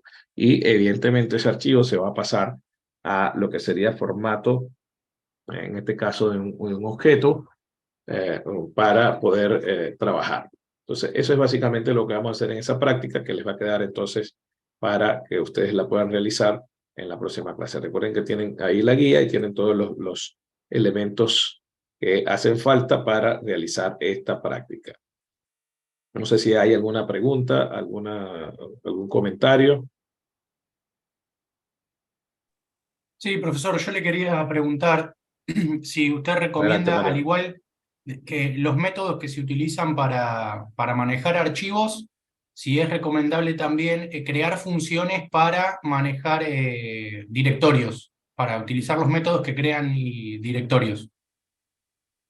Sí, estaría bueno por ahí que tengamos las funciones siempre, ¿no? De alguna forma nos van a dar mayor control, ¿no? Porque como vimos el caso, pues justamente en la clase las funciones tenemos que ejecutarlas y ya de por sí ya nos van generando algún tipo de cuidado, ¿no? A la hora de poder realizar ese tipo de acciones como cambiar directorios, generar un nuevo directorio, mover un directorio, en fin. Estaría bueno por ahí que todo el manejo se realice a través de algún tipo de función, pues encapsular todas esas acciones en alguna función. Buenísimo, gracias. No, a la orden, Mariano. Está buena la pregunta. A ver, ¿quién más tiene algún comentario, alguna pregunta? Bueno, como les digo, les voy a estar enviando el archivo y pues para que puedan trabajar entonces, bueno, recuerden que van a tener que requerir el módulo File System y a través de File System traer esa información, leer esa información y pues convertirla en el objeto para entonces después poder hacer las diferentes solicitudes a esa información y poder entonces trabajarlo. Poder entonces entregar lo que sería ese servicio. Bien, si no hay más preguntas, entonces vamos a dar la clase por el día de hoy hasta acá. Les pido siempre mil disculpas. Bueno, evidentemente este año me ha afectado bastante lo que es el cambio del clima y he estado con bastante gripe y bueno, me afecta bastante la garganta. Me cuesta un poco por ahí a veces comunicarme con todos ustedes, me pone incluso con los medicamentos que tomo. De hecho, me sacan un poco de onda, por así decirlo. Y bueno, Bien, disculpe, me cuesta aprovecho un para poco. hacerle otra consulta. El archivo ¿Cómo que no, usted Mariano? pase, Adelante. el archivo que usted Sí. pase, tenemos que utilizar JSON parse para convertirlo en objeto. Sí, sí, se puede utilizar JSON Parse, justamente lo hemos visto en clases anteriores. Sí. JSON Parse nos va a permitir convertir ese JSON en un objeto. Bárbaro, gracias. Entonces, buenísimo, Mariano. Estás ahí muy pendiente, buenísimo, buenísimo.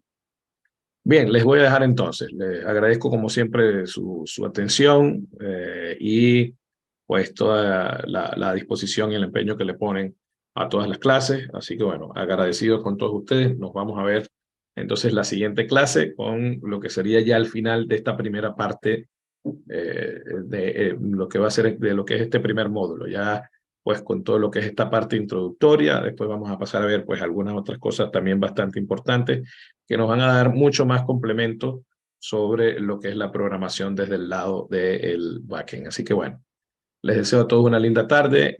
Bueno, muchas gracias por unirse. Nos vemos la próxima clase. Gracias, profesor. Hasta luego. Gracias, profe. Hasta luego, que estén muy bien.